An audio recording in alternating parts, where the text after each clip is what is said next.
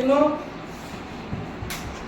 ಆ ನೀರು ಹಾಕಿರ್ತಕ್ಕಂತಹ ಬಿಕ್ಕರದೊಳಗಡೆ ಏನ್ ಮಾಡ್ತಾ ಇದಾರೆ ಅವರು ಉಪ್ಪನ್ನ ಲವಣವನ್ನ ಏನ್ ಮಾಡ್ತಾ ಇದಾರೆ, ಅದರ ಜೊತೆಗೆ ಮಿಶ್ರಣವನ್ನ ಮಾಡ್ತಾ ಇದ್ದಾರೆ.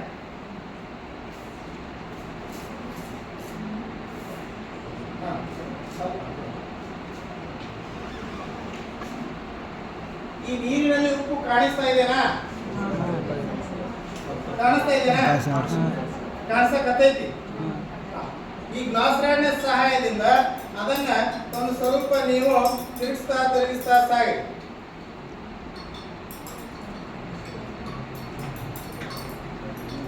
ಈಗ ಕಾಣಿಸ್ತಾ ಇದೆನಾ? ಏಕೆ ಕಾಣಿಸೋದಿಲ್ಲ? ಏನಾಗೈತಿ ಇದರಲ್ಲಿ? ಓ, ನೀರಿನಲ್ಲಿ ಉಪ್ಪು ಕರಗಿದೆ. ಹೌದಾ?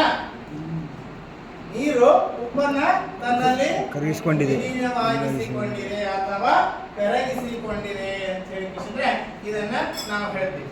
ಇಲ್ಲಿ ಎರಡು ಅಂಶಗಳನ್ನ ನೀವು ನಿಮ್ಮ ಗಮನಕ್ಕೆ ತಂದುಕೊಂಡ್ರಿ.